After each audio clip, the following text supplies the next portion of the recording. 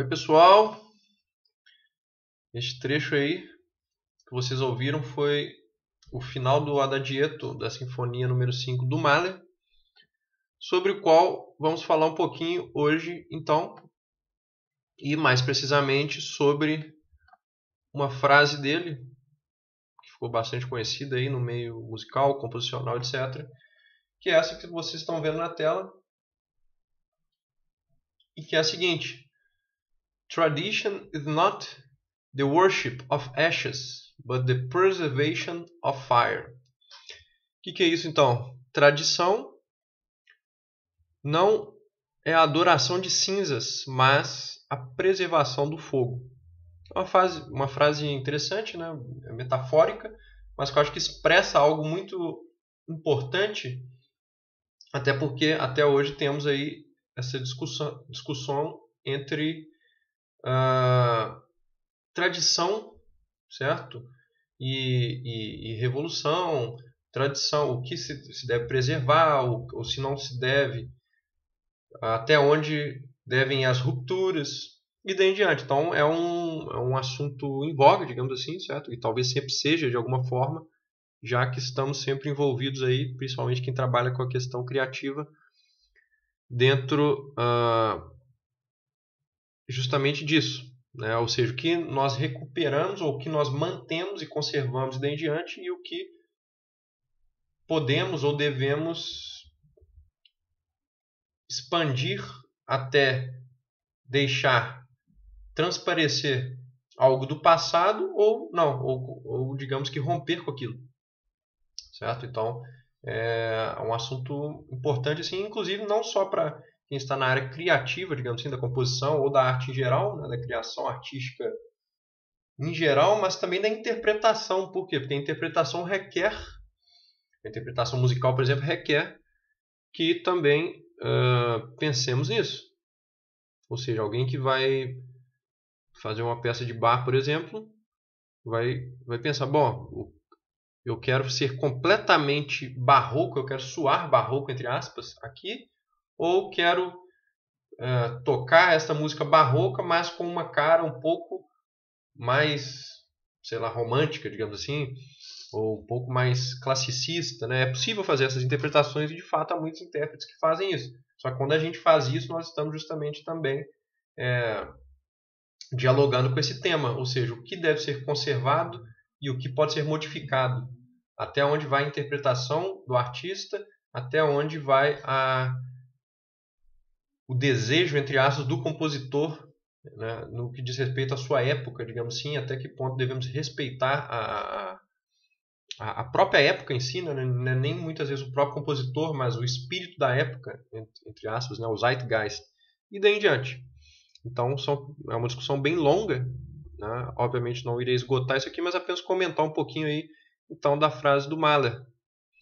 Tradition is not the worship of ashes, but the preservation of fire. Então a tradição não é, digamos que agora tirando a questão da metáfora puramente dele, certo? Então a tradição não é algo que devemos ter como cinzas, né? Mas aquilo que é a preservação daquele fogo que está por trás ali. Ou seja, o que eu acredito que isso implique, tá? Vamos aprofundar um pouquinho na frase do Mahler. Se pegarmos então a questão da tradição e toda essa problemática envolvida, de fato podemos ver ali, continuando então a metáfora dele, a questão das cinzas, certo? Que seria o quê? O que está, digamos que, superado, entre aspas, dentro da tradição. Ou se não está superado, pelo menos foi de algum modo, se não quisermos usar essa palavra, né? Foi, digamos que, esquecido ou que não tem tanto valor, digamos assim. Porque, obviamente, não podemos falar que tudo que existiu vai ter o mesmo valor para sempre. Até porque a questão do valor é subjetiva mesmo. Então, as épocas mudando, as próprias necessidades das épocas vão implicar em novas valorações. Então é impossível que algo que seja tão subjetivo quanto o valor, ele continue de modo objetivo ao longo das eras. É uma questão, inclusive, de dentro da economia, por exemplo. Quando a gente estuda Karl Menger e outros economistas, vamos ver aí eles trabalhando com a questão do valor subjetivo. certo? Quando combinamos isso com a estética, então, também dá certo, entre aspas, isso. Por quê? Porque quando a gente concebe o indivíduo como alguém que vai valorar subjetivamente, portanto as coisas não têm um valor objetivo em si, mas sempre é necessário um indivíduo com a sua própria carga histórica, com as suas necessidades particulares, valorando aquilo ali. Então, obviamente, nem mesmo em termos de arte e de estética, as coisas vão ter o mesmo valor para sempre. Isso nem precisaria, na verdade, entrar no pensamento comum, é simplesmente a observação da realidade. Certo? Então, por exemplo, a música de Beethoven tinha um valor na época dele. Ou para ele aquilo tinha um valor, para outra pessoa ali talvez ela não interessasse nada. Né? Então, dentro das próprias épocas dos compositores, a gente vê também que eles, para determinados grupos de pessoas, não significavam nada. Então, se nem na época deles eles significavam muita coisa para todas as pessoas, por que nas outras épocas eles também vão significar? Né? Seria um pensamento tirânico, digamos assim, né?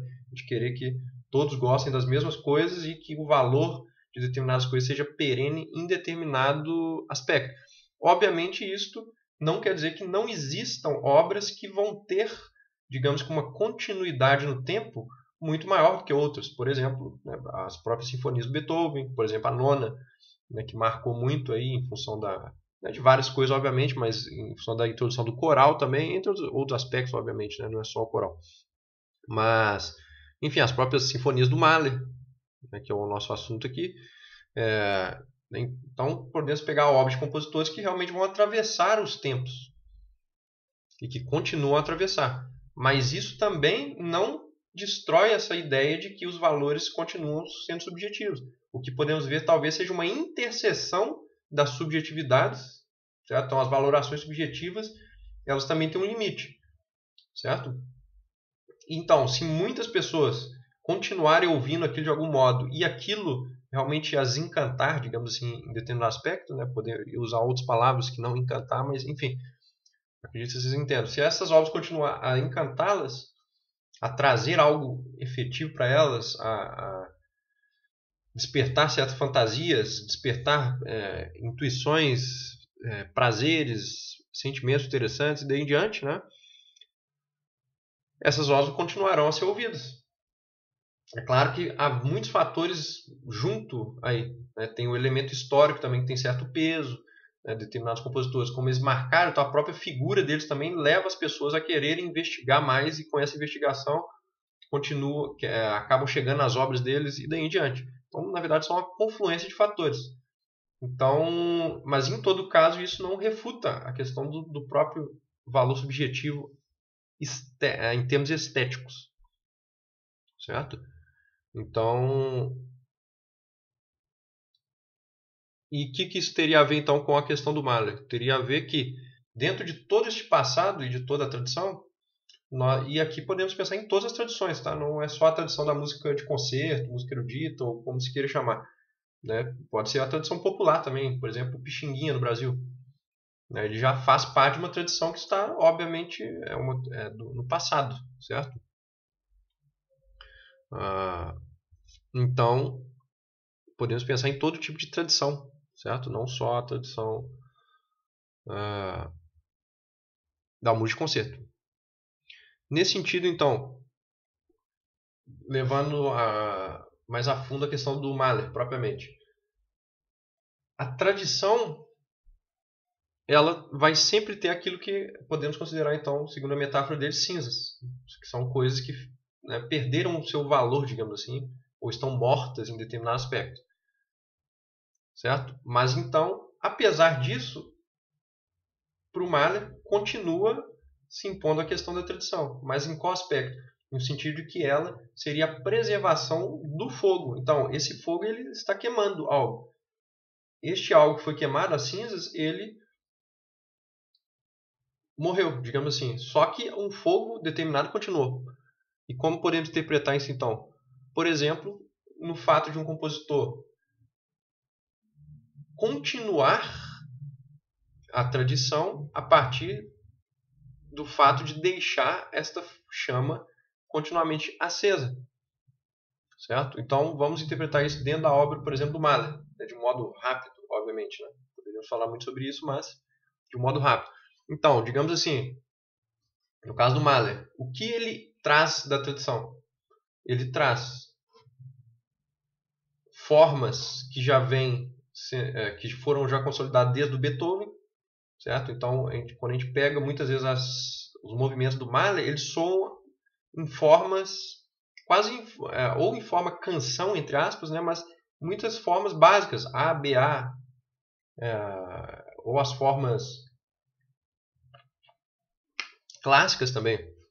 Apesar de, como são obras maiores, elas muitas vezes não soam para nós desse modo, certo? Não vai soar como um ABA de Mozart, certo? Ou não vai soar como um AB, AC, AD de Mozart, né? Vai soar Mahler. Só que por que vai soar Mahler? Porque muitas vezes, como ele expandiu essa forma, tanto a partir de questões internas da forma, mas como em termos da temporalidade da música, né? Então a sinfonia de Mahler é muito grande, então os movimentos também são grandes, né? Mais de 10 minutos, às vezes 20 minutos um movimento só, como nas últimas sinfonias. Então, obviamente, a gente não vai conseguir captar aquela forma ali de como a gente capta ela numa música curta. Só que ele conservou isso. Ou seja, um dos fogos, digamos assim, um dos fogos que continuaram queimando aí, para continuar a metáfora, foi, por exemplo, essa questão da forma, para Mahler. E aqui, obviamente, estou falando de um modo da subjetividade do Mahler, tá? Ou seja, para ele isso era importante. Não quer dizer que este fogo ele vai ser captado. Na verdade, quero dizer que este fogo será captado por cada um de algum modo, certo? Não necessariamente aquilo que para o Mahler era importante, para outro compositor vai ser tão importante, certo? Mas, como estou falando do caso específico dele, então, a forma era algo muito, muito importante para o Mahler. E podemos considerar ela, por exemplo, como um elemento da tradição que continuou a ser um fogo aceso, digamos assim. Outra coisa, as expansões harmônicas que advieram ou adviram de, enfim, que vieram do Wagner e do Liszt, dos alemães, certo? O Mahler é tcheco-austríaco, certo? Mas ele bebe, obviamente, grandemente da questão alemã que estava ali em sua época e anteriormente, obviamente, né? Então ele podemos perceber essa questão da harmonia como também mais uma parte dessa chama acesa, principalmente a influência do Wagner. Então vemos, por exemplo, nesse adagietto que eu coloquei, a gente escuta ali uma harmonia wagneriana, certo? Obviamente não é Wagner, né? Mas a gente escuta ali, ainda que de modo longínquo, por exemplo, uma influência do Tristão, da abertura do Tristão, certo? Então a gente consegue perceber isso de um modo muito claro. Então, como a harmonia wagneriana ela influencia Mahler, assim como outros compositores da época, como Bruckner, etc. Mas em Mahler isso é bem claro. A questão das marchas também, que vem do Wagner, também me parecem bem claras aí no sentido do Mahler, embora o Mahler já pense não necessariamente naquelas marchas ali mais poderosas, como aquelas do Wagner no Anel dos Nibelungos, né? As Valquírias, etc. Mas em marchas que advêm de uma tradição popular, né? O que mais? Em termos melódicos também vemos esse diálogo que ele faz com melodias, digamos que populares, certo? Que é uma tradição também que vem do Mozart, que vem do Beethoven, né? Beethoven compôs, se eu não me engano, por exemplo, para um amigo dele chamava Ismeskal, se eu não me engano, um quarteto que contém melodias russas, por exemplo, do folclore russo. Então, já Beethoven dialogava com essa questão de melodias advindas de meios populares, que o Mahler depois então continua também. Então vemos essa chama acesa em termos de tradição nele. E tudo isso então a gente pensa que o Mahler faz com isso? Ele absorve essa tradição, mas obviamente a transforma segundo sua própria personalidade. E no fundo é isso que faz todos os grandes artistas. Eles bebem na fonte da tradição e expandem a tradição segundo a sua própria personalidade. E aí podemos então pensar o seguinte, também unindo isso com aquele outro vídeo que eu fiz sobre a questão do Stravinsky, que é se o compositor é um ladrão. E ali eu abordei um pouco sobre a questão da paródia, né?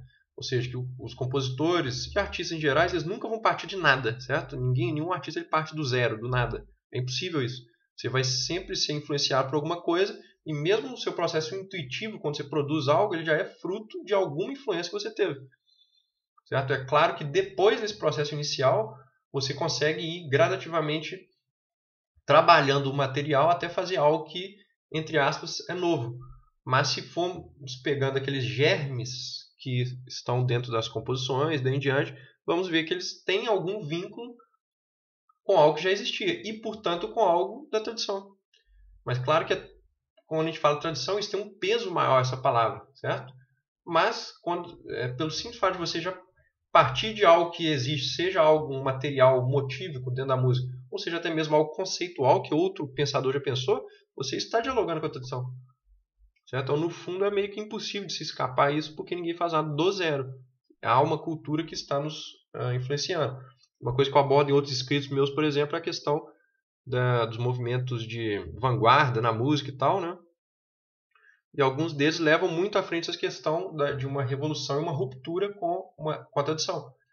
Mas, no fundo, o que eu expresso em algum desses livros, por exemplo, é o fato de que quando estamos na nossa cabeça obsessivamente pensando no conceito de ruptura, nós já estamos dentro da tradição de ruptura.